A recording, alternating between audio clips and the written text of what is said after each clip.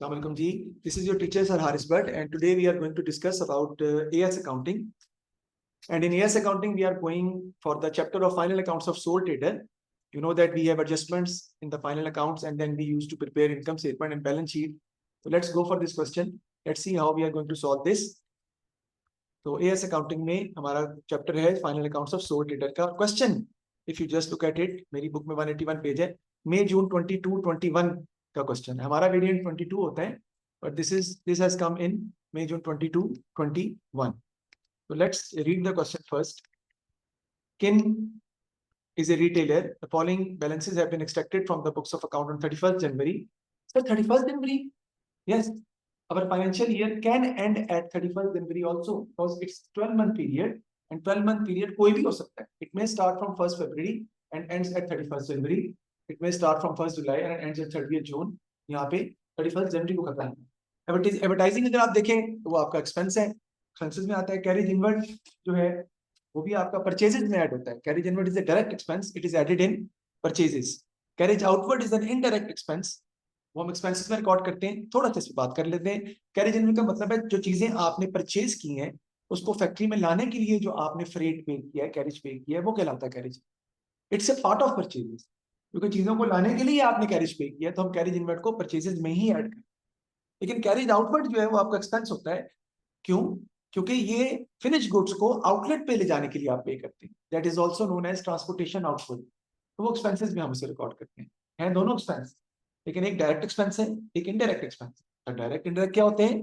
Direct expense वो होते हैं जो फैक्ट्री के खर्चों में आते हैं, जिसका ताल्लुक प्रोडक्शन से होता है. और इनडायरेक्ट एक्सपेंस वो होते हैं जिनका ताल्लुक प्रोडक्शन से नहीं होता, जैसे ऑफिस के खर्चे हैं या एडवर्टाइजमेंट का खर्चा है या सैलरीज वगैरह है. फर्नीचर एंड इक्विपमेंट दिया हुआ आपको, उसकी डेप्रिसिएशन है. जनरल एक्सपेंसेस है, इन्वेंट्री ओपनिंग दी हुई है आपको बेटा. बैड डेट्स या इररिकवरेबल डेट्स दिए हुए हैं. Loss on disposal of delivery vehicle, ये भी एक्सपेंस है. बैड डेट्स भी एक्सपेंस है. प्रीमिसेस आपको दी हुई है, उसकी डेप्रिसिएशन दी हुई है. Provision for doubtful debts is given in the question, that is 840. Purchases आपको दी हुई है. रेंट रिसीवेबल, बेटा ये रेंट रिसीवेबल आपकी इनकम है. रेंट रिसीवेबल का मतलब है रेंट रिसीव, ये आपकी इनकम है. वो डेफिनेटली आप कोई भी अपना बिल्डिंग रेंट पर दे भी सकते हैं और रेंट पर आप लेट आउट भी कर सकते हैं. अगर आपने बिल्डिंग रेंट पर ली हुई है तो आपको रेंट पे करना पड़ेगा, और अगर आपने बिल्डिंग रेंट पे दी हुई है तो आप रेंट रिसीव करो. तो ये रेंट रिसीव्ड असल में, और ये आपकी अदर इनकम में आता है, ग्रॉस प्रॉफिट में ऐड होता है. फिर रेवेन्यू आपका सेल्स को कहते हैं हम, इसी से हम इनकम स्टेटमेंट स्टार्ट करते हैं. ट्रेड रिसीवेबल है और वेजेस एंड सैलरी है. क्लोजिंग इन्वेंट्री दी हुई है आपको एडजस्टमेंट के अंदर एडिशनल इन्फॉर्मेशन में 13480. इसको हम कॉस्ट ऑफ सेल में से माइनस कर देंगे और बैलेंस शीट में करंट एसेट में भी आता है. नंबर 2 है no record has been made of goods taken for own use by kin. तो बेटा इसे कहते हैं गुड्स ड्राइंग. इसकी एंट्री होती है, हम लिख लेते हैं मरियम, ड्राइंग्स डेबिट और purchases credit. The amount is 910. Drawings debit and purchases credit. इसको हम कैसे रिकॉर्ड करेंगे बेटा? बिल्कुल, ड्राइंग्स जो है वो आप ड्राइंग्स में ऐड कर देंगे और क्या करेंगे जी, परचेजेस में से आप ये क्या कर देंगे, माइनस कर देंगे. तो सर क्योंकि ड्राइंग्स आर ऑलवेज डेबिटेड. जब ओनर कारोबार का मालिक जाती इस्तेमाल के लिए चीजें निकलवाता है उसे ड्राइंग्स कहते हैं. They are always debited and they will be subtracted in the balance sheet from capital. दूसरा, हमारे हाथ से कैश नहीं गया, और purchases has been decrease, goods have been withdrawn by the owner. तो आप परचेजेस में से इसको माइनस कर देंगे. So purchases is going to be credited जी. तो irrecoverable debt of 380 is to be written off. इसको हमने देखना है. तो ये बैड डेट्स है आपके बेटा, इसकी एंट्री पास करेंगे 380 से. Those trade receivable who shows their incapacity to make the payment, although we don't need to pass the entries, but I am passing the entries just to make you understand the concept. The entry will be bad debts debit, trade receivable credit. Bad debts की spelling गलत हो गए हैं, no matter, doesn't matter. Bad debts expense है, expense always debit, income statement में expense में लिखेंगे. और trade receivable में से हम अब अगर 380 क्या कर देंगे बेटा, माइनस कर देंगे, क्योंकि हमारा ये 380 ट्रेड रिसीवेबल हमारे क्या हो गए बेटा, डिक्रीज कर देंगे. They are no more your trade, क्योंकि इन्होंने पैसे हमें वापस नहीं करने. आगे चलते हैं. ट्रेड रिसीवेबल माइनस भी होंगे डेफिनेटली. फिर provision for doubtful debt is to be maintained at 5% of trade. 5% आपने प्रोविजन क्रिएट करनी है, बट ऑलवेज रिमेंबर जो आपने प्रोविजन क्रिएट करनी है that is always created on the amount of trade receivable. पर वो क्यों? ट्रेड रिसीवेबल वो लोग हैं जिन्होंने आपको पैसे देने हैं. So those trade receivable who are doubtful at the end of the year on which we need to create provision, on which we need to create a loss that much amount maybe will not be recovered in the future. उनके लिए हम बनाते हैं provision for doubtful debts. अगर आप देखें तो आपको ट्रेड रिसीवेबल दिए हुए कितने के 15580 के, बट याद रखिएगा कि इसमें से 380 के तो ऑलरेडी बैड डेट्स हो गए, वो तो आने ही नहीं है. तो 15580 माइनस 380 आएगा 15200, उस पर आप निकालेंगे 5%. तो निकालें 15200 का 5% हम कैलकुलेट करते हैं, देखते हैं कि कितना आता है. That is going to be 760 आपकी आ जाएगी प्रोविजन फॉर डाउटफुल डेट्स. अब आपको देखना पड़ेगा कि वह हमारे पास प्रोविजन पहले से कितनी पड़ी हुई. तो प्रोविजन फॉर डाउटफुल डेट पहले से कितनी पड़ी हुई बेटा? 840 की प्रोविजन आपके पास पहले से अवेलेबल है. आपको चाहिए कितनी है? 760. तो 840 माइनस 760 आपको प्रोविजन बेटा इंक्रीज नहीं करनी बल्कि डिक्रीज करनी पड़ेगी 80 से. So you need to decrease the provision by 80. That will be added in gross profit. Other income में आ जाएगा, ग्रॉस प्रॉफिट में ऐड हो जाएगा. वजह बता देता हूं आपको मैं. प्रोविजन हम इसलिए बनाते हैं मरियम कि हम अपने आप को लॉस से फ्यूचर में बचा सकें. हमारे पास पहले से प्रोविजन की बास्केट में हमने पैसे निकाल कर रखे हुए थे, सेट असाइड किए हुए थे. 840 लॉस होगा तो यहाँ से पूरा करें. लेकिन इस साल के एंड पर हमें एक्सपेक्ट हो रहा है कि आपका लॉस होना ही 760 है. तो ऑलरेडी क्रिएटेड प्रोविजन जो आपने पैसे सेट असाइड किए वो ज्यादा हो गए, उसकी तो जरूरत ही नहीं है. तो जो एक्सेस प्रोविजन हमने निकाली है 80 की, that will be taken out from provision account and we will put it back into the income statement. We will put it back into profit. तो हम 80 जो है वो प्रॉफिट में डिक्रीज इन प्रोविजन के नाम से ऐड कर देंगे और आपकी प्रोविजन ऑटोमेटिकली कम होकर अब 760 हो जाएगी. ठीक है, ट्रेड रिसीवेबल में से 760 माइनस करेंगे, 840 नहीं. तो आपकी प्रोविजन 840 नहीं है, 760 है. लेकिन इस क्वेश्चन में बेटा हम बैलेंस शीट नहीं बना रहे, we are only preparing income statement.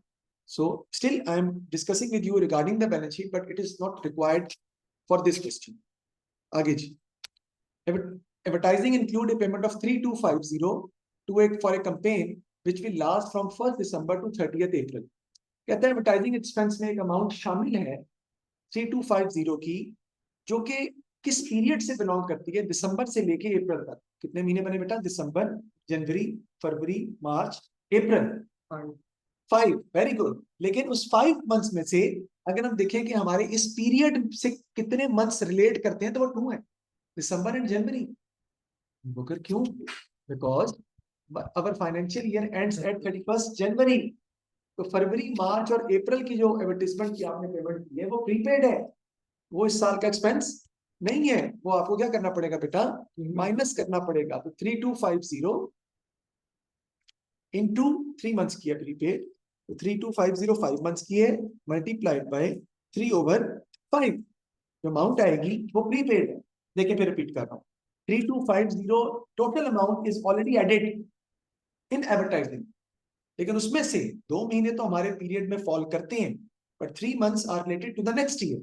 So that is not the expense, advertising expense for the current year. तो 3250 इंटू 3/5 को माइनस करना पड़ेगा 1950 हम प्रीपेड एक्सपेंस करके एडवर्टाइजिंग में से माइनस कर देंगे. वो जब मैं इनकम स्टेटमेंट बनाऊंगा तो वहां पर फिर सॉल्व करूंगा. अभी मैंने सिर्फ उसकी वर्किंग आपको शो की है. Rent receivable is 500 per month. Rent receivable 500 per month है. तो साल का रेंट कितना होगा इनकम आपकी? 6000. 500 इंटू 12 6000. अब जरा ऊपर देखते हैं, हमने रेंट रिसीव में कितना लिखा हुआ है? That is wrong. इसका मतलब है जो 1000 आपने रेंट रिसीव किया है वो है अनअर्न्ड इनकम, वो है इनकम रिसीव्ड इन एडवांस. ठीक है, वो है आपकी प्रीपेड इनकम. ठीक है, या प्री रिसीव्ड इनकम, या ऐसे कह लें income received but not earned. पैसे तो मिल गए लेकिन आपने कमाई नहीं है, तो that is not a part of the income. आपको क्या करना पड़ेगा? माइनस करना पड़ेगा. आप इनकम में कितना लिखेंगे बेटा? 6000. 1000 आपकी इनकम नहीं है, वो नहीं लिखेंगे. और वो आपकी क्या है? वो करंट लायबिलिटी है.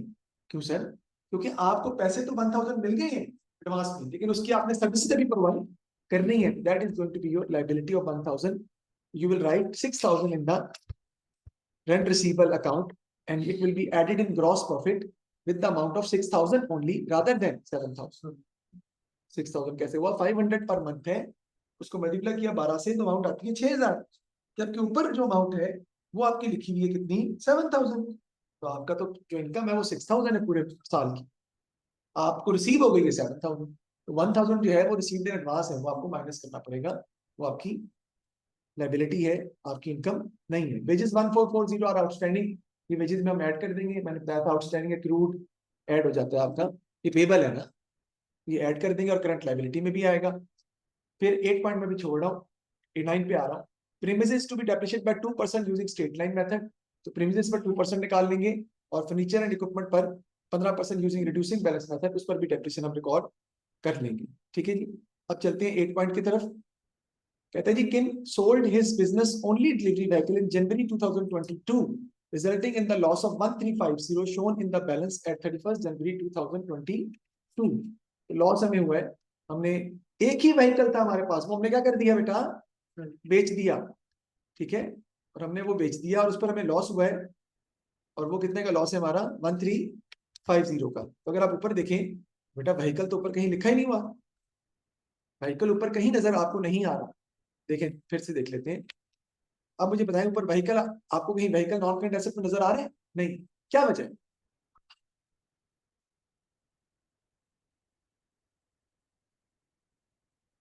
Because the question has told us in point number 8 that the vehicle, there is was only vehicle, whatever be the cost of that vehicle, वो हमने क्या कर दिया, सेल कर दिया है।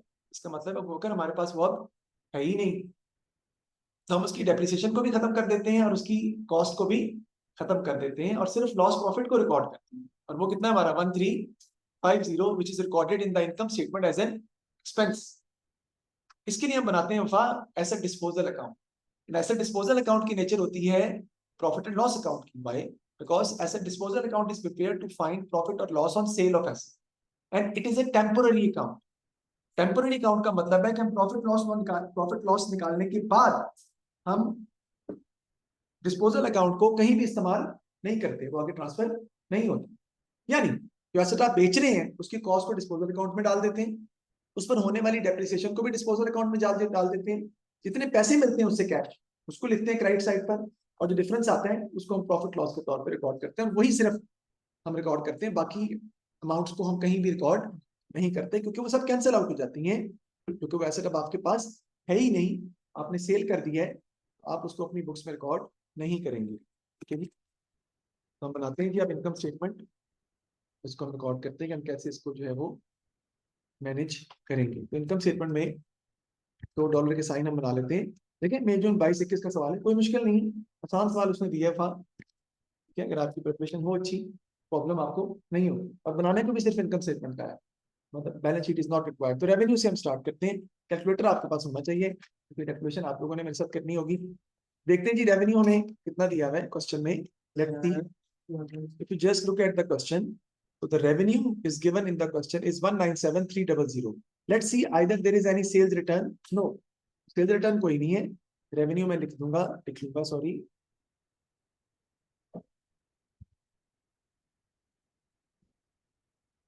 ठीक है जी, वो आपका आ जाएगा रेवेन्यू यहाँ पर 197,300।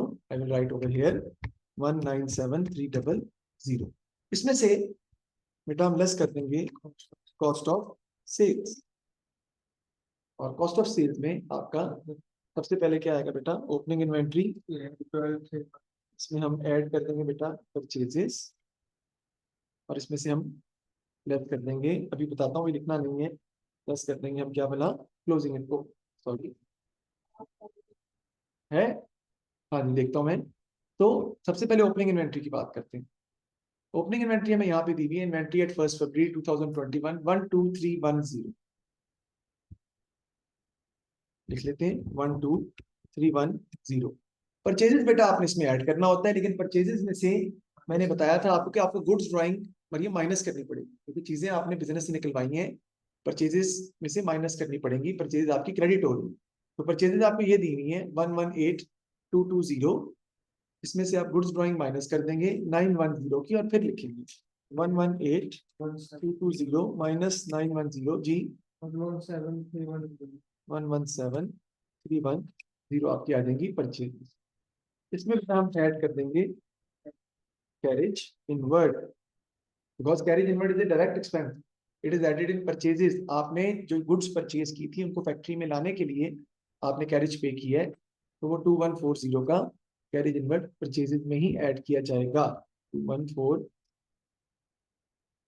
और फिर इसमें से हम लेस कर देंगे बेटा क्या बना क्लोजिंग इन्वेंट्री, हम इसमें से माइनस कर देंगे जो कि कभी भी ट्रायल बैलेंस में नहीं दी होती, हमेशा नीचे दी होती है, that is going to be 13480, वो हम यहाँ पे सब्ट्रैक्ट कर देंगे क्लोजिंग इन्वेंट्री 13480, करें कैलकुलेट इसको तो हम देख लेंगे हमारा कॉस्ट ऑफ सेल्स का आंसर आ जाएगा 11828, ये हम माइनस कर देंगे कॉस्ट ऑफ सेल्स में से, तो आपका आंसर आ जाएगा that is going to be gross profit.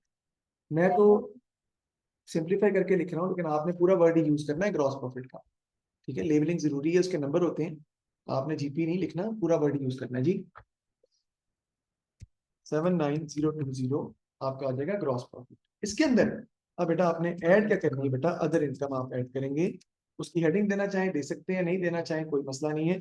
सबसे पहले इसमें आपका आ जाएगा कमीशन रिसीव, देखते हैं हम वो कितना आएगा बेटा, 6000 का, 6000 का आएगा कमीशन रिसीव, हाँ 7000 का, मैं लिखता हूँ देखिए 7000 में से जो आपका बेटा अनअर्न्ड है ना वो आप क्या कर देंगे, माइनस कर देंगे, that is not a part of income, our income, because that is the income received in advance, that is unearned income, तो वो आपको माइनस करना पड़ेगा।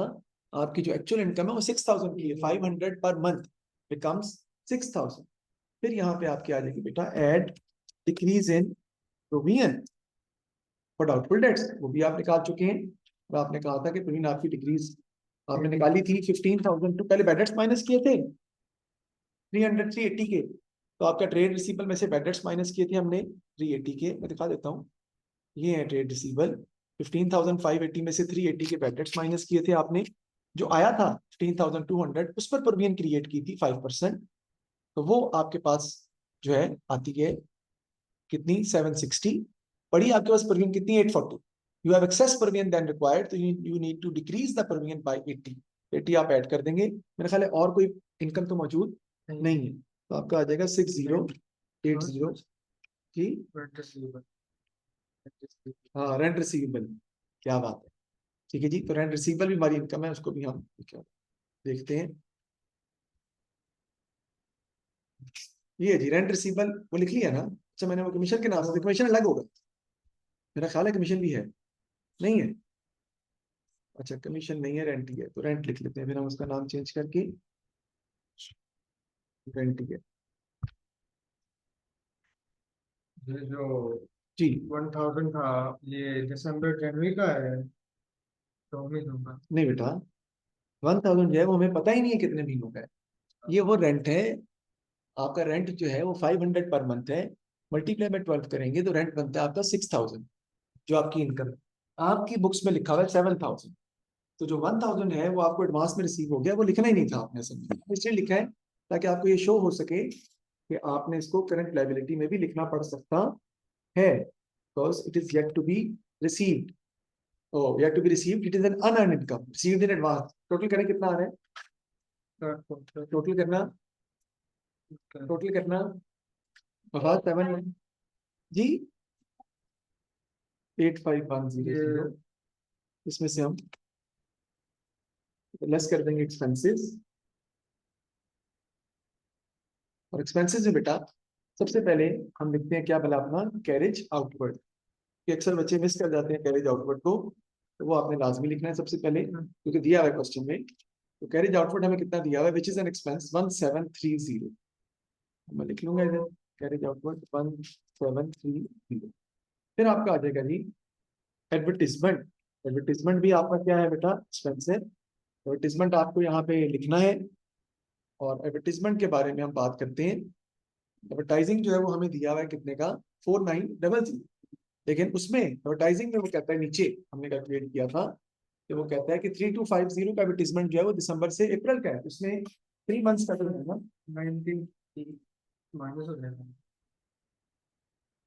3 मंथ्स का जो है ना वो आपका क्या है प्रीपेड है, तो हम क्या करेंगे एडवर्टीजमेंट में पहले निकालेंगे 3250 इंटू 3/5, वो आएगा 1950, और ये हम एडवर्टीजमेंट में से माइनस कर देंगे क्योंकि ये आपका बेसिकली प्रीपेड है 4900, क्योंकि आपने अगले ये जो 1000 था, ये 12 मंथ से क्यों मल्टीप्लाई किया? जी 195 है, कितनी मरतबा पूछोगे यार 1950 बताए कितना आता है माइनस करके 2950। 295। ठीक है जी, ये हमने एडवर्टीजमेंट को रिकॉर्ड जो है वो कर लिया। हमारा जो रेंट रिसीव जो है ना बेटा दिया हुआ है 7000 का, ठीक है, जबकि उसने क्वेश्चन में बताया है कि रेंट रिसीव जो है वो 500 पर मंथ। 500 पर मंथ है तो हमारा 12 महीने है, हमारे साल के होते हैं, मल्टीप्लाई करेंगे 6000 आता है, 6000 आपकी इनकम है। हाँ जी 5 मंथ की है। वेरी गुड क्वेश्चन, जबरदस्त। 4900 के अंदर ये 3250 ऑलरेडी शामिल है। 3250 जो 4900 के अंदर शामिल है वो 5 मंथ, बाकी जो लिखा हुआ सारा सही है, बाकी जो 4900 लिखा हुआ है वो करेक्ट है, उससे हमारा कंसर्न नहीं है। वो 12 माह की है जितनी भी बन, ये 3250 हमारी बनती है जो 5 माह की है, और उसको हमने एडजस्ट किया। ठीक है, नेक्स्ट आपका आता है जी क्या बोला, वेजेस। तो वेजेस को हम रिकॉर्ड कर लेते हैं। वेजेस देखते हैं हमें कितने की देनी, वेजेस एंड सैलरीज हैं 34640, और उसमें एक्रूड है, आउटस्टैंडिंग है 1440 की, वो ऐड कर लेंगे हम। तो 34640 प्लस 1440 कितना आता है जी, 36080। 36080। ये आपका आ जाएगा वेजेस का आंसर, आपने फाइंड कर लिया। ठीक है, आगे चलते हैं जी। नेक्स्ट एक्सपेंसेस है बैड डेट्स, 380 के आपने रिकॉर्ड करने हैं, लेकिन अगर आप सवाल पे गौर करें तो ऊपर भी बैड डेट्स दिए हुए हैं, वो दोनों ही आने हैं बैड डेट्स के अंदर बेटा। तो 670 भी आने हैं और 380 भी आने हैं। एक बैड डेट्स वो हैं जो पहले से हो चुके हैं, जो ट्रेड रिसीवेबल में से माइनस हो चुके हैं, और एक बैड डेट्स वो हैं जो आपने भी ट्रेड रिसीवेबल में से माइनस करने हैं, लेकिन एक्सपेंसेस तो दोनों ही हैं आपके। कितना आ जाएगा जी, 1050 आपके आ जाएंगे बैड डेट्स एक्सपेंस। तो कैरेज आउटवर्ड, एडवर्टीजमेंट, वेजेस और बैड डेट्स जो है मैंने रिकॉर्ड कर लिए हैं। और वीएन तो डिक्रीज हो रही है, उससे हमारा कंसर्न नहीं है, तो डिक्रीज हो रही है। अब फिर आता है loss on disposal of delivery vehicle 1350, ये भी आपका एक्सपेंस है, इसको हम लिख लेंगे जी, loss on disposal of delivery vehicle, ये भी आपका लॉस है, ये भी आपका एक्सपेंस है, इसको भी आपको एक्सपेंसेस में रिकॉर्ड करना पड़ेगा। उसके बाद बेटा जनरल एक्सपेंसेस है, वो रिकॉर्ड कर लेंगे। दिए हुए क्वेश्चन में जनरल एक्सपेंसेस, आपको परेशान होने की जरूरत नहीं है, ये लिखे हुए जनरल एक्सपेंसेस। और कितने के हैं बेटा ये जनरल एक्सपेंसेस, 13450। जनरल एक्सपेंसेस की बेटा कोई एडजस्टमेंट नहीं है, तो इसलिए हम इसको एज इट इज ही लिखेंगे, यानी इसकी कोई एडिशनल इन्फॉर्मेशन के अंदर कुछ भी हमें क्वेश्चन में दिया हुआ नहीं था, तो हमने as it is general expenses को रिकॉर्ड जो है वो कर लिया है। चलते हैं जी वापस, देखते हैं कैरेज आउटवर्ड, यहाँ से स्टार्ट करें। एडवर्टीजमेंट हो गया, कैरेज आउटवर्ड भी हो गया, जनरल एक्सपेंसेस भी हो गया, बैड डेट्स हो गया, लॉस रिकॉर्ड कर लिया, फिर उसके बाद रेंट रिसीव इनकम में भी रिकॉर्ड हो गया, वेजेस एंड सैलरीज भी हमने लिख ली। अब डेप्रिसिएशन रह रही है ना, और डेप्रिसिएशन प्रीमिसेस पर भी है, और डेप्रिसिएशन जो है वो दूसरा अकाउंट कौन सा, फर्नीचर एंड इक्विपमेंट पर भी है। क्लोजिंग इन्वेंट्री के इफेक्ट भी हो गए, परचेज में से माइनस कर दिया, बैड डेट्स भी रिकॉर्ड हो गए, प्रोविजन भी, एडवर्टीजमेंट को भी देख लिया, रेंट रिसीवल भी हो गया, वेजेस भी एडजस्ट हो गई, जो लॉस था उसको भी रिकॉर्ड हमने कर लिया है। जरूरी तो नहीं ना कि business depreciate policies as follows. ठीक, जरूरी तो नहीं ना पूरा लिखे, फर्नीचर फर्नीचर लिखे। हाँ ठीक, कितना ठीक है। Premises to be depreciated by 2% per annum using straight line method. Straight line method का मरियम ये पता मतलब होता है कि प्रीमिसेस को आपने कॉस्ट पे डेप्रिसिएशन लेनी, इसमें से जो डेप्रिसिएशन इस पर पहले हो चुकी है उससे हमारा ताल्लुक नहीं है। तो 3,60,000 पे आप निकालेंगे 2%, तो आपकी डेप्रिसिएशन आ जाएगी प्रीमिसेस पे, कितना आएगा 7200। 7200 आपकी आ जाएगी डेप्रिसिएशन ऑन प्रीमिसेस। फिर आपने निकालनी है डेप्रिसिएशन किस पर, फर्नीचर एंड इक्विपमेंट है मेरा ख्याल है, तो हम फर्नीचर ही खाली लिख देते हैं, वो रिड्यूसिंग बैलेंस मेथड से आप निकाल। देखते हैं हम पहले सवाल पे वापस। फर्नीचर पर वो कहता है प्रीमिसेस पर तो स्ट्रेट लाइन मेथड था 2%, लेकिन फर्नीचर पर 15% है रिड्यूसिंग बैलेंस।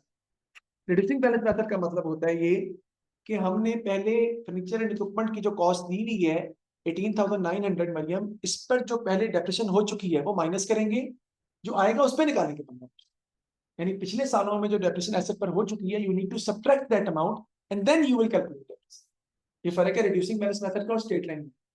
तो 18,900 माइनस 7,300, क्योंकि 7,300 इज द डेप्रिसिएशन, तो 18,900 माइनस 7,300 और उसका 15%, अब जी 1740, इसका टोटल कर लेंगे तो टोटल एक्सपेंसेस आपके आ जाएंगे, वो निकाल लें और फिर आप 85,100 में से माइनस कर देंगे तो आपको automatically profit for the year जो है वो निकल आएगा। मेरे पास जगह नहीं है इसलिए मैं फिलहाल वो प्रॉफिट आगे लिखूंगा क्योंकि स्पेस कम है। तो ये मैंने इसको आपको सॉल्व करा दिया, जो कि आपने सिर्फ क्वेश्चन में इनकम स्टेटमेंट ही बनानी थी, तो वही हम बना रहे हैं जिसमें प्रोविजन डिक्रीज हो रही थी। रेंट रिसीव जो था वो आपका 6,000 का आएगा जो आपकी इनकम है, क्योंकि 1,000 रिसीव्ड इन एडवांस है, वो लायबिलिटी में भी जाना है। गुड्स ड्राइंग थी वो आपने माइनस कर दी परचेजेस में से, वो पॉइंट भी हो गया हमारा। फिर कैरेज आउटवर्ड था, एक्सपेंसेस में लिखा, कैरेज इनवर्ड परचेज में ऐड किया। एडवर्टीजमेंट में अमाउंट शामिल थी जो कि प्री पेड थी, 3/5 करके हमने निकाल कर माइनस कर दी। बैड डेट्स दो थे, एक एडिशनल बैड डेट्स, एक नॉर्मल बैड डेट्स जो ट्रेड रिसीवेबल में से माइनस हो चुके थे, दोनों को ऐड करके बैड डेट्स में लिखा। लॉस ऑन डिस्पोजल था 1350 का, वो भी एक्सपेंस है, जनरल एक्सपेंसेस भी एक्सपेंस है। प्रीमिसेस पर डेप्रिसिएशन निकाली, स्ट्रेट लाइन से फर्नीचर पर रिड्यूसिंग बैलेंस मेथड से, और टोटल एक्सपेंस आपके आगे 58,350। 85,100 में से माइनस कर देंगे 58,350 तो आपका प्रॉफिट आ जाएगा 26,750। That is going to be the profit for the year. चले चले दोबारा कैलकुलेट करके देखें, शाबाश, कोई बात नहीं, वो कर लेती है, कोई बात नहीं, कर लेते हैं, कोई ऐसी बात नहीं है। प्रोविजन फॉर डाउटफुल डेट्स जो है वो एक इंपॉर्टेंट पॉइंट था। 15,580 के ट्रेड रिसीवेबल थे, उसमें से पहले 380 के जो बैड डेट्स थे जो माइनस नहीं किए थे, एडिशनल बैड डेट्स, वो माइनस करेंगे। जो एडिशनल इन्फॉर्मेशन में लिखे हुए थे, यस, जो आएगा उस पर निकालेंगे 5%, तो आपको प्रोविजन चाहिए 760 की, लेकिन आपके पास प्रोविजन पहले से पड़ी हुई है 840 की, वो तो एक्सेस है, तो आपको प्रोविजन डिक्रीज करनी पड़ेगी बाय 80। डिक्रीज इन प्रोविजन जो है वो ग्रॉस प्रॉफिट में आपको ऐड करनी पड़ेगी रादर देन सब्ट्रैक्शन, और 80 से आपने इसलिए डिक्रीज की और अब आपकी प्रोविजन 760 हो गई है। अब ट्रेड रिसीवेबल में से आपको 760 माइनस कर, ये प्रीपेड करंट एसेट में जाएगा 1950, ये क्रूड वेजेस करंट लायबिलिटी में जाएंगी 1440। प्रीमिसेस भी नॉन करंट एसेट में से माइनस होगी डेप्रिसिएशन, और फर्नीचर की डेप्रिसिएशन भी नॉन करंट एसेट में से माइनस आपको करनी पड़ेगी। लेकिन अगर हम बैलेंस शीट बना रहे होते तो हम ये वर्किंग करते, we are not required to prepare the balance sheet, so इसलिए हम इसको रिकॉर्ड जो है वो नहीं करेंगे। जी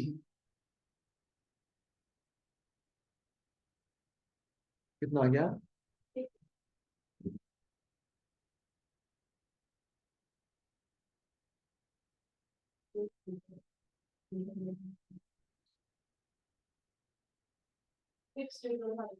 चलें ठीक है, कोई बात नहीं, it may happen, calculation mistake can happen. 6,550 minus करें तो प्रॉफिट कितना आ गया? 19,550 is going to be the profit for the year. हमने ये फाइंड करके आपको मैंने दिखा दिया है। आगे चलते हैं, मई जून 22-21 का सवाल है हमारा, बिल्कुल रिसेंट, वर्किंग की जगह दी होती है हमेशा। There were no opening balance on the rent received account on 1st February. Prepare the rent received account. ये रेंट रिसीव अकाउंट में आपके सामने बनाऊंगा ना तो आपको समझ आ जाएगी खुद ही कि हम क्या कर रहे थे, जिसको समझ नहीं आ रही थी बच्चे को भी।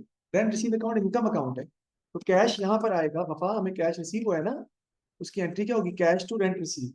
रेंट रिसीव अकाउंट क्रेडिट हो रहा है किसकी वजह से? कैश की वजह से। कितने से? 7,000।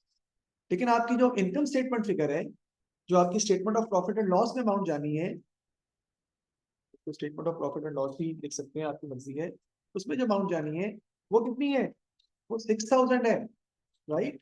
तो बाकी जो है वो आपका क्या आएगा बेटा? In advance carry down.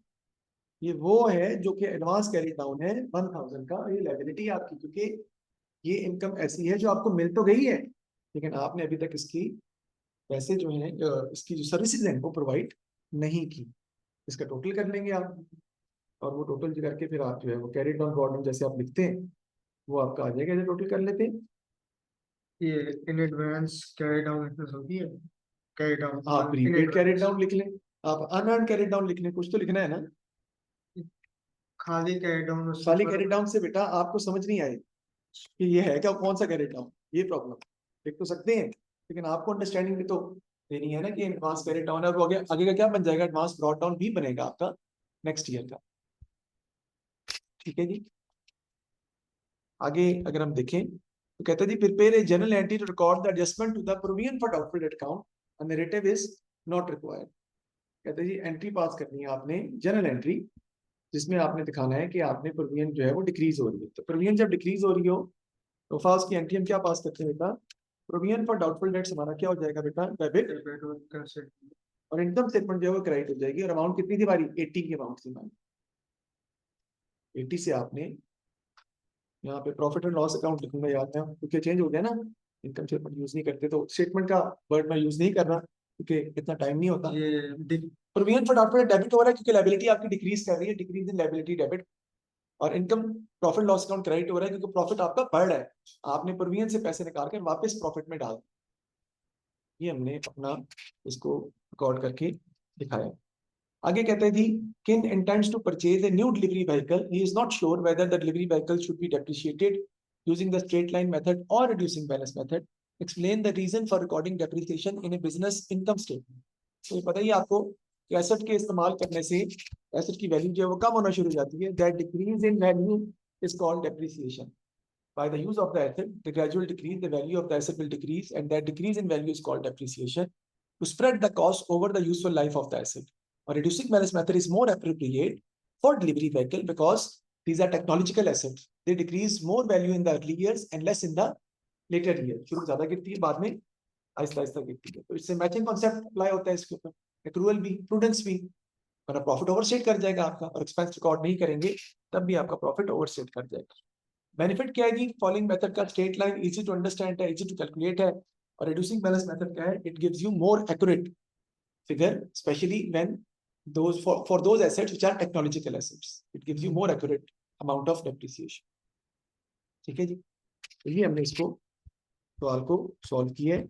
और अगला पार्ट जो है वो बता रहा है कि किन is concerned about A decline in the business profitability, he is considering two options, decrease the amount spent on advertising while also reducing the selling price by small amount, या purchase of goods from cheaper supplier। So advise in which option he should choose, specify your advice by discussing both options। ये भी मैं बता देता हूँ, 7 number दिए हुए उसने, बता देते हैं कोई बात नहीं। देखिए आप भी मैसेज शेयर कीजिएगा। देखिए if you are purchasing goods from cheaper supplier तो क्या होगा, डेफिनेटली आपका जो मतलब आपकी जो कॉस्ट है वो डिक्रीज करेगी, कॉस्ट डिक्रीज करेगी तो प्रॉफिट आपका बढ़ जाएगा, प्रॉफिट तो आपका बेहतर हो जाएगा, लेकिन योर क्वालिटी ऑफ गुड्स में जेपरडाइज। तो ओवरऑल आपके कस्टमर जो है may be they will start purchasing from you at the very first instance, but later on आपके कस्टमर जो है रिटेन आप शायद नहीं कर पाएंगे और वो किसी दूसरे कस्टमर के पास जा सकते हैं। लेकिन अगर क्वालिटी मेंटेन कर रहा है सप्लायर आपका, तो then we can go for the cheaper suppliers. और एडवर्टाइजिंग अगर आप कम करते हैं while also reducing the selling price by a small amount, advertising expense आप कम कर रहे हैं और सेलिंग प्राइस आप रिड्यूस कर रहे हैं, तो सेलिंग प्राइस आप रिड्यूस करेंगे तो आपका प्रॉफिट मार्जिन डेफिनेटली क्या हो जाएगा, कम हो जाएगा। लेकिन एडवर्टाइजिंग कॉस्ट भी आप कम कर रहे हैं तो वहां से आपका प्रॉफिट मार्जिन थोड़ा बढ़ेगा। अब डिपेंड करता है कि आपने कितनी एडवर्टाइजिंग कॉस्ट डिक्रीज की है और कितनी सेलिंग प्राइस डिक्रीज की है। अगर सेलिंग प्राइस आप ज्यादा डिक्रीज कर देंगे, more than the decrease in the advertising cost, तो it will not help you out, क्योंकि सेलिंग प्राइस इंक्रीज करने से प्रॉफिट बढ़ेगा और एडवर्टाइजिंग कॉस्ट डिक्रीज करने से प्रॉफिट आपका इंक्रीज करेगा। तो आपने देखना है कि एडवर्टाइजमेंट से आपके प्रॉफिट पर कितना इफेक्ट पड़ रहा है, कस्टमर कितना अट्रैक्ट हो रहा है, ये सारी चीजें मैटर करके फिर आपने इस पर डिसीजन देना है। और डिसीजन दोनों में से कोई भी हो सकता है, दोनों ऑप्शंस को डिस्कस करके आप बता सकते हैं। ठीक है जी, थैंक यू वेरी मच। कोई प्रॉब्लम है तो आप मुझसे पूछ सकते हैं। तो ये मैंने आपको